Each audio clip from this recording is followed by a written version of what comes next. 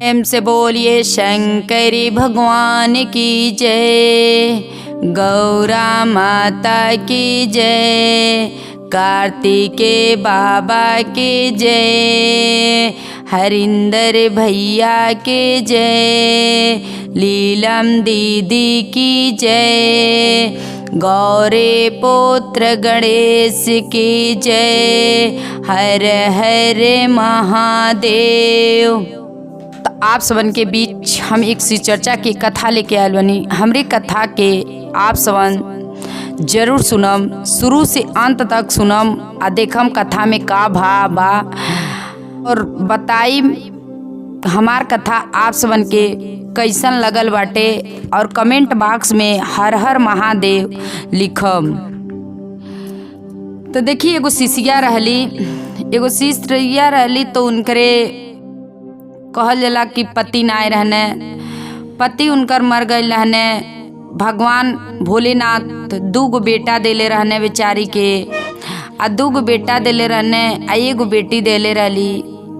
आ वही में अपन लेके बाल बच्चन के लेके अपन खात रहली, रहत रहली, कहीं से दूर प्या केहू के काम काज क के ले आवत रहली तो अपन खात रहली, पियत रहली, बाल बच्चन के पोस पाल के सियान कुछ कैले रहली। अपन कहू रहल 9 साल के रहल तो केहू 10 साल के रहल तो केहू 12 साल के रहल। ऐसे लोग रहल तो लोन के बाप ये लोन के छोड़ के चल गई ने। कहल जाला कि एकर समय कब का होला केहू नहीं जानेला कि कब केकर समैया कब नीचे आई, कब केकर समैया ऊपर जाई। जब कहल जाला कि धन रहेला तो मनन के बहुत घमंड रहेला, आ जब धन ना रहेला तो मनई सब के कहे ने आगे कि हमके दुकवा लोन दे द। लेकिन वही मनैयन के अगर धन हो जाला तो बहुत घमंड हो जाला। तो ई ना केहू जानेला कि हमार समय कब आजू हमार समैया ऊपर बा तो कबो हमारियो समैया में भगवान कहल जाला कि कबो हमारियो समय में भगवान बिगाड़ दी हैं। तो इसे एगो उनके कहल जाला कि पटीदार कहल जाला केहू के पटीदार केहू के देख ना सके ने। बेचारे ओमे उनकर एगो पटीदार रहल, बहुत धन दौलत ओकरे रहल। आई बेचारी के कुछ नहीं रहल, पति देव तो मरी गई रहने आ दूगो बच्चा रहन, लोग लड़किया रहने, एगो बेटी रहली। वही बेचारी अपन खात रहली, पियत रहली, कहल जाला घर दुआर कुछ नहीं रहल। बेचारी अपन गुजर बसर करत रहली। लइके से आन में बेचारी कहल जाला कि अपन जात रहली, बाजारी में जात रहली। कहल जाला कि मूँगफली अपन बेचत रहली, पकौड़ी उकौड़ी छान के अपन बाल बच्चन के साथे अपन 2 रोटी के उहे रोजगार करत रहली। तो गांव गड़ा कहल जाला कि कहे न कि अरे मेहरारू के जाति हो के, लेकिन कहल जाला कि कुछ भी करत रहली मन उनकर सच्चा रहल। कहल जाला मन सच्चा रहल तो केहू के कहले से कुछ ना होला। सब भगवान पे छोड़े चाहे, भोलेनाथ पे छोड़े चाहे। जे जौन कहेला तो हे काने सुने, हे काने निकाल दे। बेचारी अपन उहे कुल कही के गुजर बसर करत रहली। आ गुजर बसर करत रहली तो भगवान के महिमा देखा। कहल जाला कि भगवान के अगर कब किस्मत बदलिए केहू नहीं जानी। तो बेचारी अपन ठेला लेके आवत रहली, पकौड़ी उकौड़ी बेचत रहली, ठेला लेके आवत रहली। कहली कि रास्ता में शिव चर्चा होत रहल, आ शिव चर्चा होत रहल तो शिव चर्चा होत रहल तो कहली लइका साथे रहने आ लड़की कहल जाला घरे अपन काम काज करत रहली। लइका घरे रहने कहली कि ये बेटा ठेला आवत रहने तो रास्ता में शिव चर्चा होत रहल। कहली कि चला आज सवेरे अपन कहल जाला कि सवेरे चला अपन घरे चले के कुछ काम काज बाटे। लेकिन रैया में आवत रहली तो भोले बाबा के शिव चर्चा होत रहल।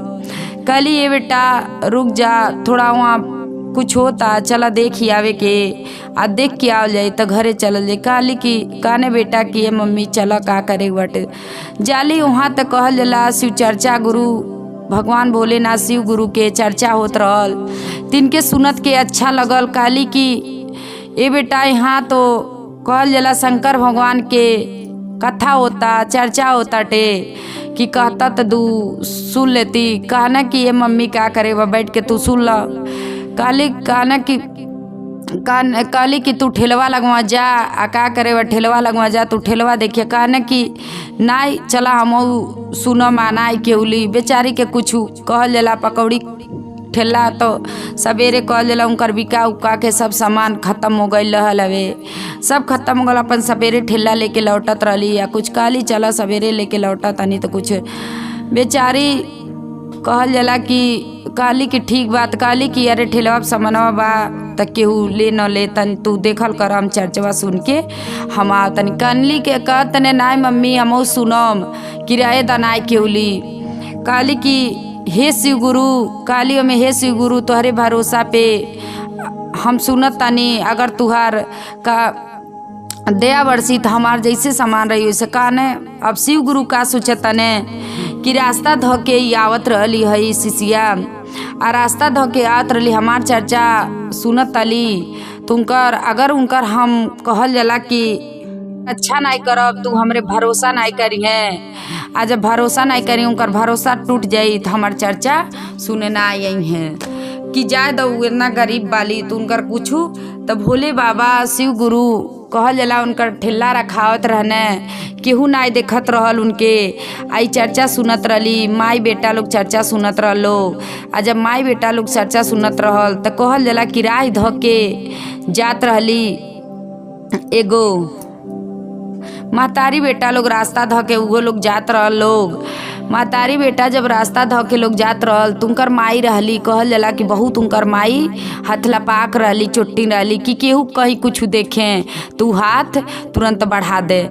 तो कहली कि ये बेटा का करे वह हमें यही जब बैठल तनी आजा देखा ठेलवा का बा जनी कुछ वैसन सामान रही ले ओके। कहला लइकवा नाई मम्मी हम ना जाई में कि हम ना जाई में। तो कहली कि नाही जो लेके आऊ कुछ घर के रही अपन ती। कहन कि नाही बेटुआ कहीं नाई मम्मी घरवा में बात। कहली कि नाही गईले तो बेटुआ के खेद कहल जला जब लइका छोटन बात जौन हम ज्ञान देम उहे ज्ञान उ लइका सीखी। जब ओके अच्छा ज्ञान देव तबे अच्छा ज्ञान। अगर हम चोरी के बुद्धि देव तो चोरिए सीखी, अगर ओके अच्छा बुद्धि देव तो अच्छा बुद्धि। अगर हम ओके सिखाओ तनी क तू लइकवा कई क, अगर ओके हम सिखाओ तनी चोरी करे के तू चोरिए करी। अब ये बात लइकवा के खेदली, लइकवा बैठल अली, लइकवा गईल कलश नाई ले आई तो मम्मी मारे लगी हैं। लइकवा गईल महतारी बात बन के, तो महतारी जब बात मान के गल त कैसे का भई लागे तरौरे सबन देखी आगे कैसे गई लइकवा तयाने ठेलवा लगवा गई ने। आ जैसे हाथवा धरत तने तैसे का भइल लइका जैसे हाथ ढईने आ तैसे वहाँ से नाग बाबा वहाँ से जैसे नाग बाबा वहाँ तुरंत आ गई ने वही ठेला पे। लइका देखलस हाथ हटा लेलस आ लइका हाथ लटा के आवता तो कहता कैसे आगू रे मम्मी हवा नगवा बैठल बा, अरे भागू रे मम्मी हवा नगवा बैठल बा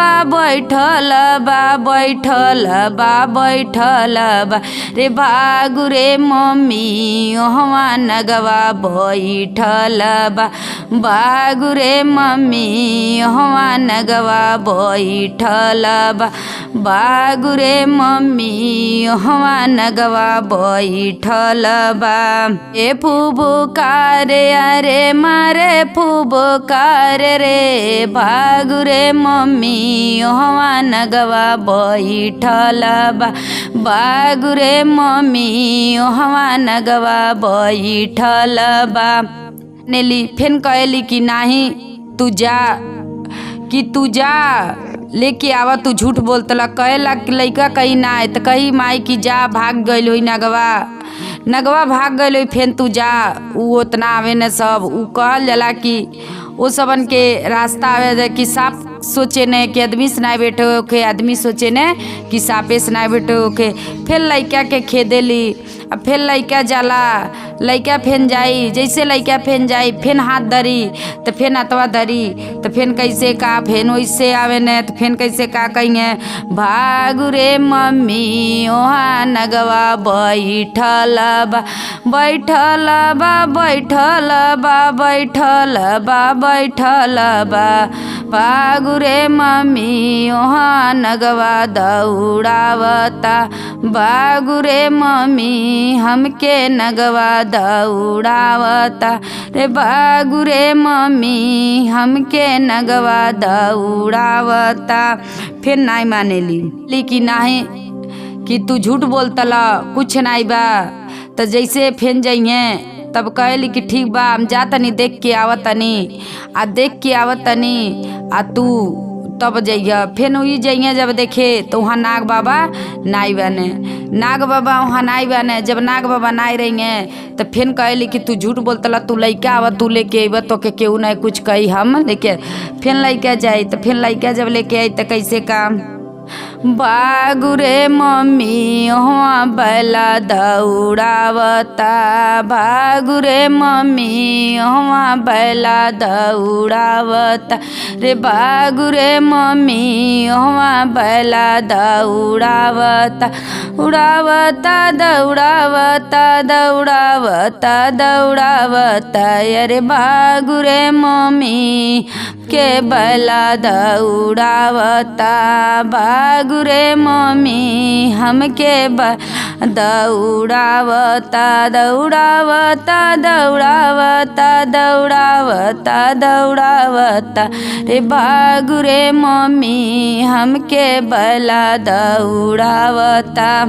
लइका के बार बार भेजेली। लइका कहने कि हम अब ना जाए तो लइका कहला कि ऋषि में बहुत मार मारेली लेकिन लइका ना जाला। लइका ना जाई तो अपने जाइए आ जब अपने जाइए तो जैसे कह देला ठेलवा पे हथवा धरेली तैसे का करे ने भोले बाबा अरे भागु रे बेटा हमके नगवा डसी ले बाय अरे भागु रे बेटा हमके नगवा डसी ले डसी ले लस काट लस भागु रे बेटा हमके नगवा डसी ले बाय अरे भागु रे बेटा हमके नगवा डसी ले बा डसी लस काट लस भागु रे बेटा के नगवा डसी ले बा।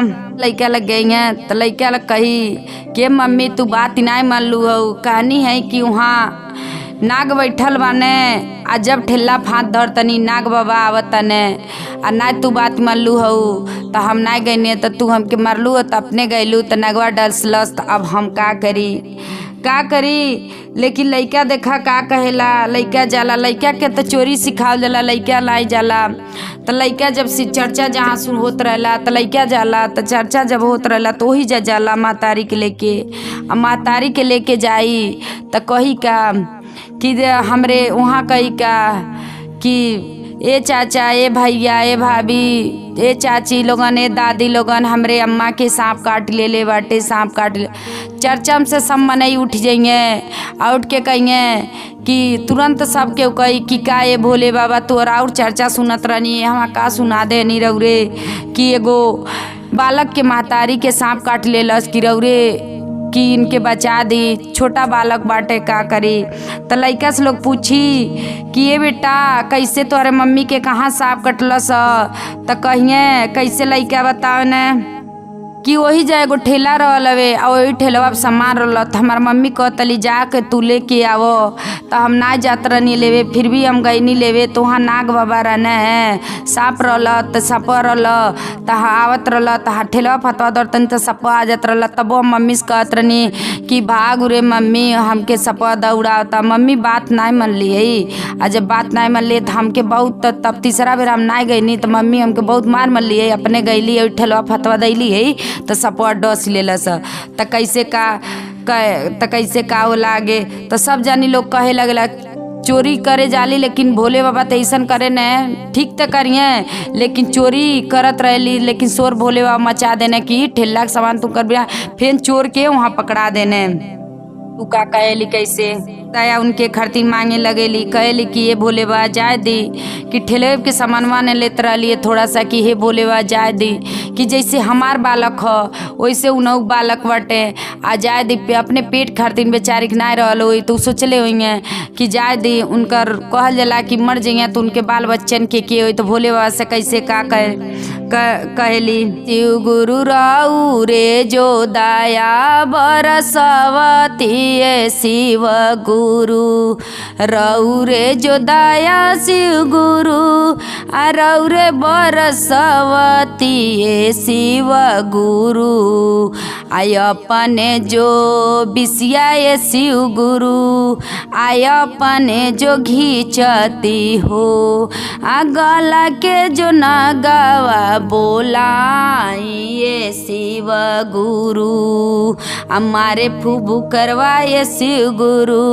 हमारे फूफू करवा हो बिखिया जो घींची जो ही लेती शिव गुरु बिखिया जो घींची लेती शिव गुरु बलक के रौरे शिव गुरु होई महतरिया हो बलक के होई महतरिया शिव गुरु बलका के होई नगवा जो बन के ये शिव गुरु रौरे जो बिसिया बिखिया जो रौरे घींच लेती है शिव गुरु दया बरसती है शिव गुरु दया बरसवती हो दया बरसाई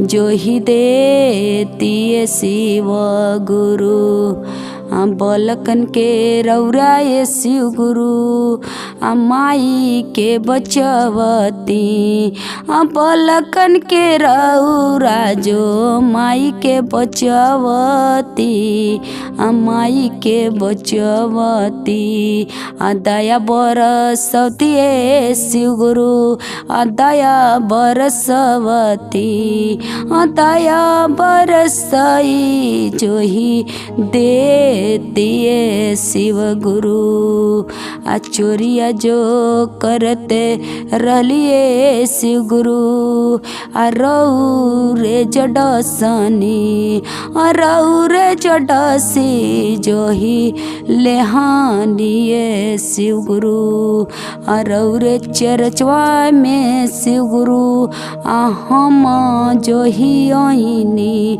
रौरे चरचवा जो सुने आईनी शिव गुरु रौरे जो दया शिव गुरु रौरे बरसवती दया बरसाई जो ही देती है शिव गुरु दया बरसाई जाए दिए शिव गुरु जाए दिए शिव गुरु बलकन के माई के बचाइए शिव गुरु बलकन के माई के शिव गुरु रौरे बचाई दया बरसाई जो ही दिए शिव गुरु ना दया बरसाई कठेला रहेला उस शिष्या शिव गुरु से आइए माफ़ी मांगेली कहेली हे शिव गुरु जाए दी उनके पे दया कह दी कि जाए दी कि जौन कैली तो जाए दी हे शिव गुरु कि जाए दी उन्हों के बाल बच्चा बाने उन्हों के नाई के हुए जैसे हमरे नाई के हु बा हम पर रोजी रोटी करेनी तो उनकरे उहे रहल ज्ञान तो उहे कैली है शिव गुरु तो उस शिव गुरु के उनकर कहे न उनकर लहर घींच लेने लहर घींच लिए तो शिव गुरु से ही का कहेली जेकर ठेला रहा उनसे कहेली कि कैसे का कहेली रौरे जय गुरु बहिना मन साफ रख में मनवा जो साफे रौरे रख में ये गुरु बहिना मनवा जो रौरे भोला जी पे कर में गुरु बहिना रौरे जो आ भोला जी पे कर में ये गुरु बहिना रऊ रे जो असवा आया सवा निरसवा कई के रह में गुरु बहिना आया सवा निरसवा आ सब देवे वाला हो गुरु बहिना आ शिव गुरु हूँ आ सबके पे दया बरसावे वाला हूँ आ हमें महादेव गुरु बहिना आ हमें महादेव आ सबके पे दयाई बरसावे ने हो गुरु बहिना आजू से जो चोरिया ये गुरु बहिना आ छोड़ी तू ही दी ह आसमनवा जो साफ कई के रही है गुरु बहिना आ लक्षण नाही गुरु बहिना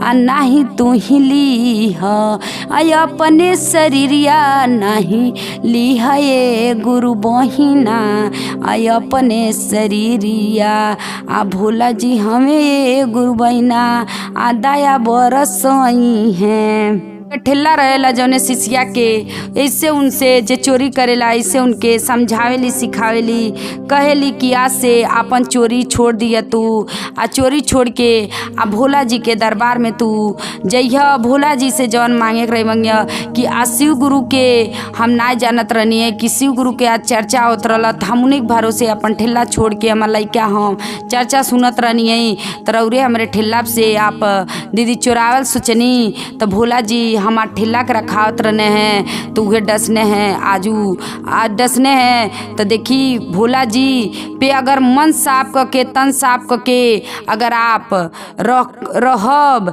तो भोला जी काहे ना आप पे दया बरसइए जरूर बरसइए दया। हर हर महादेव।